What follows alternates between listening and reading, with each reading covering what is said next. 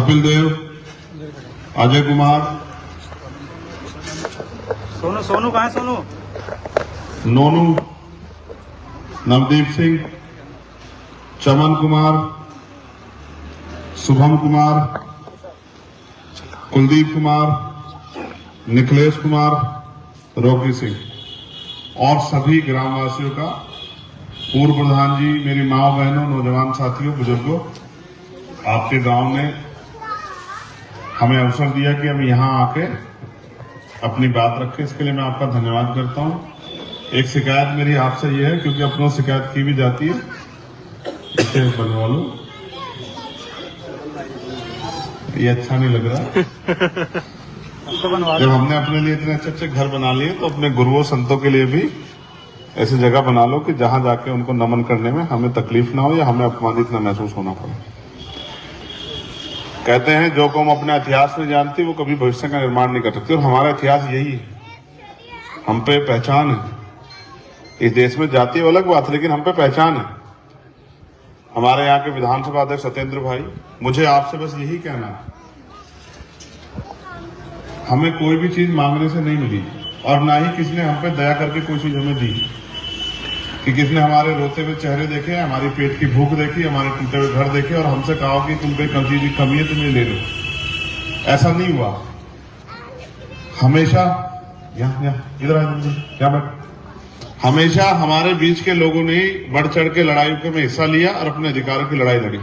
याद करो, ऊपर कहीं नीचे में कोई, इसमें कोई छोटा बड़ा है क्या? यहाँ अरे बैठना, जब मैं कह रहा हूँ क्यों चिंता कर रहे हो? इस गैर बराबरी के खिलाफ भी तो लड़ रहे हैं। ये बराबरी है, आप समझो ना, इसमें कोई छोटा बड़ा नहीं है, सब ठीक है। ये तो अमीरों ने बना रखा भाई, जानबूझ के व्यवस्था जिन्होंने बनाई।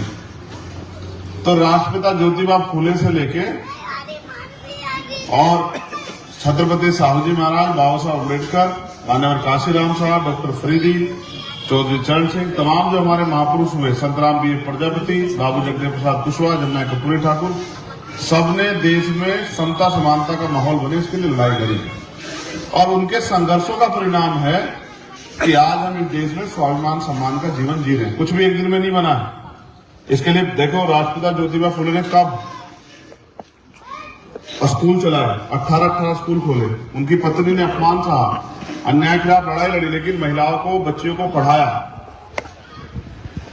वो चाहते थे इस काम को ना करते, लेकिन उनके प्रयास की देन है कि बाबा साहब अम्बेडकर ने उनको गुरु मान के इस काम को आगे बढ़ाया, साहू जी महाराज ने इस बात को आगे बढ़ाया और फिर उनके अधूरे काम को माननीय काशीराम साहब ने परवान चढ़ाया। लेकिन जो काम अभी अधूरा रह गया उसको कौन पूरा करेगा भाई? क्या इस मुल्क में गैर बराबरी खत्म हो गई है? क्या जाति के आधार पर शोषण खत्म हो गया? क्या ऊंच नीच खत्म हो गई है? क्या सब लोग खुशहाल हो गए? हर व्यक्ति को रोटी कपड़ा मकान आसानी से मिल रहा है क्या? सब बहन बेटियां सुरक्षित है क्या? धार्मिक आजादी मिल गई है क्या? तो आप तमाम तरह की चीजें महसूस करो तो आपको एहसास होगा कि आज भी देश में, वो प्रधानमंत्री खुद कहते हैं कि 80 करोड़ लोग वो हैं जो सस्ता राशन लेते हैं। वो कौन लोग हैं? वो धन्ना सेठों के लोग हैं। वो कौन है? वो सब आपके और मेरे परिवार के लोग हैं, जिन पे आज भी पक्के मकान नहीं, खाने को राशन नहीं है, पीने को साफ पानी नहीं है, अच्छे कपड़े नहीं है और जिनके पास अभी गुरु घर भी नहीं। ये सब कुछ, यहां तक इस देश में पानी को पीने का अधिकार, जहां से जानवर पी लेता था, उस तालाब में पीने के अधिकार के लिए भी बाबा साहब को लड़ना पड़ा। तो कोई हम पे दया नहीं करेगा। ये लोकतंत्र है। राजतंत्र में तलवारों के दम पे राज बदला जाता था, युद्ध होते थे, हजारों हजार लोग शहीद हो जाते थे, सेना आती थी, हाथी पे, घोड़े पे, बंदूकें चलती, तोपें चलती थी, हजारों हजार लोग मरने के बाद राज बदलता था। लेकिन बाबा साहब अम्बेडकर बुद्धिमान व्यक्ति थे, बैरिस्टर थे। उन्होंने हमें वोट की ताकत दी कि हम चाहें तो हजारों साल की गुलामी एक दिन में काट सकते हैं। हमारे अंगूठे में आज वो ताकत है। मैं ना तलवार सीखनी, ना बंदूक चलाना सीखनी, ना कुछ खर्च करना, हमारे अंगूठे में वो ताकत है। हम चाहें तो अपने बीच के व्यक्ति को कुर्सी बिठा दे और हम चाहे बहुत ताकतवर को जमीन पर पटक दे। आज जिन लोगों को लगता है कि वो बहुत ताकतवर है और वो लगातार षड्यंत्र करके दलितों का, पिछड़ों का आरक्षण खत्म कर रहे हैं, वो लगातार सरकारी नौकरियां खत्म कर रहे हैं, वो महंगाई बेरोजगारी बढ़ा रहे हैं और गरीबों के खून पसीने कमाई लूट लूट के धन्ना सेठों को दे रहे हैं। नौकरियों में नौकरी नहीं आ रही है, भर्तियों में घोटाले हो रहे हैं और आज भी जुर्म जाति दादागिरी जारी है। ताकतवर लोग गरीबों को कुचलने का काम कर रहे हैं। कहीं बुलडोजर चल जाते हैं, कहीं मस्जिद में चल जाते हैं, कहीं तमाम तरह की मुसीबतों का सामना करना पड़ता है। मैं आपसे बस यही कहने के लिए आया ये जुल्म जाति रोकनी है तो अपनी ताकत बनाओ। जब आप पे जिन लोगों ने आपको कमजोर समझ के, जिन लोगों ने आपकी कदर नहीं करी, जिन लोगों ने आपको पीछे छोड़ दिया, जिन लोगों ने आपसे हाथ छुड़ा लिया, आप भी उनकी परवाह मत करो। ये लोकतंत्र है। जिन लोगों ने आपको आपके हाल पे छोड़ दिया, भूखे रहने को, मरने को, परेशान होने को, आप देखो ना हालात क्या है।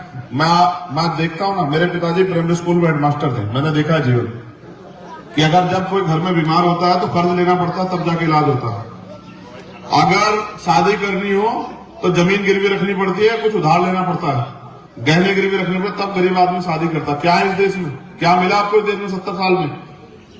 हमारी फटी हुई लोहिया, हमारे फटे हुए कपड़े, हमारी हालात, हमारे टूटे हुए घर और छप्पर बता रहे हैं कि आज भी हम इस देश में गुलामों जैसा जीवन जी रहे। इस देश में अमीरों के कुत्ते भी गाड़ियों में घूम रहे हैं, अमीरों के कुत्तों के पास भी रहने के लिए अच्छे मकान है, गर्मियों में उनके लिए एसी लगता है, सर्दियों में उनके लिए हीटर लगता है। लेकिन हमारे तो जीवन के बारे में कोई सोचता ही नहीं। हमारे बच्चे इलाज करने के कारण सड़कों पर मर जाते हैं, अच्छा भोजन न मिलने के कारण कुपोषण के शिकार होते हैं। इसलिए मैं आपसे कह रहा हूं कि अपनी हालात को पहचानने में नौजवानों से कह रहा हूं, कहां रोजगार? कौन पूछ रहे हैं तुम्हें? पढ़े लिखे नौजवान बेरोजगार घूम रहे हैं, स्कूल बंद हो रहे हैं, हॉस्पिटलों में इलाज की व्यवस्था नहीं। क्या करोगे इस देश में? कल आपसे बोलने का अधिकार भी छीन जाएगा। कल जब आज संविधान है तो ये कुर्सियां सजी है, मैं यहां खड़ा होकर बोल रहा हूं और आप बैठ के सुन रहे हैं। अगर संविधान नहीं हो, कौन देगा बोलने की इजाजत? ये कुर्सियां संविधान की वजह से, इसमें हमारा आपका कोई योगदान नहीं, इसमें हमारे महापुरुषों का संघर्ष है। अगर आज हम बलिदान के लिए तैयार नहीं होंगे, आज हम संकल्प नहीं लेंगे, आज हम मेहनत नहीं करेंगे, तो आने वाली पीढ़ियां क्या खाएगी इस देश में?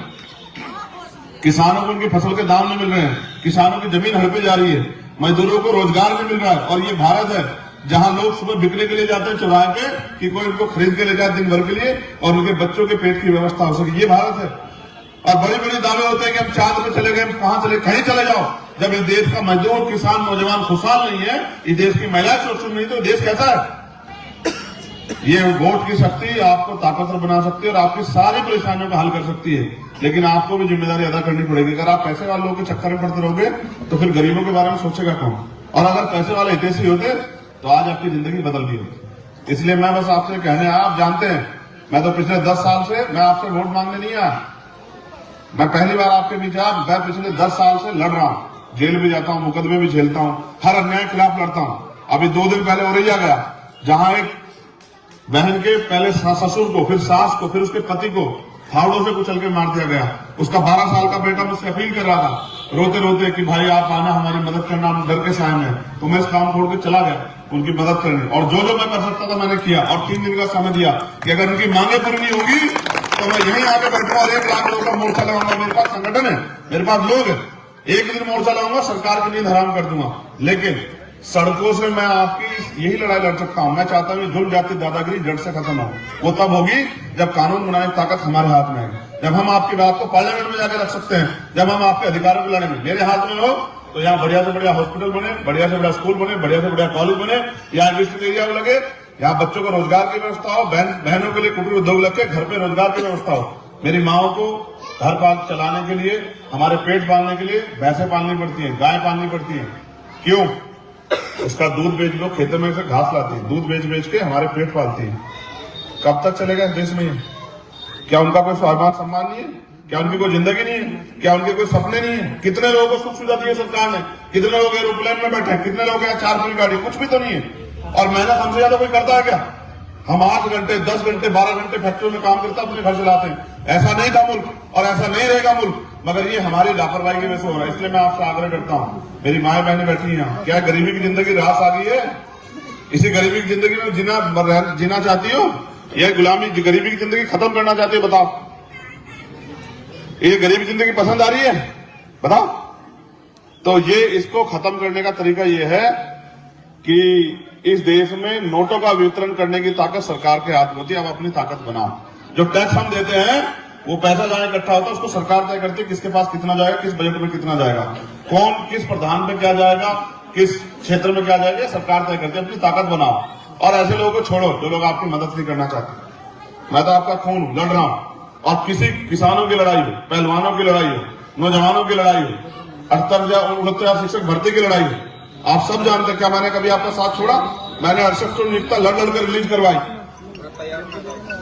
आप 4 दिन में वहां पड़ा रहा, इस सरकार के नाक में दम कर दिया। लेकिन ये ऐसी निकम्मी सरकार है कि दलित पिछड़ों के बच्चों को कुर्सी देना चाहती। सोचो, अभी तो संविधान है, तभी हमें नहीं देना चाह रहे हैं। अगर संविधान नहीं रहेगा तो क्या करेंगे हमारे साथ? हमें सांस लेने के लिए भी इजाजत लेनी पड़ेगी। वो दिन आने से पहले मैं तुमसे कह रहा हूं, ये जो मेरे छोटे भाई बैठे हैं, कमर कस लो। ना हम इस देश में गुलाम थे, ना गुलाम है, और ना गुलाम जिएंगे। और ये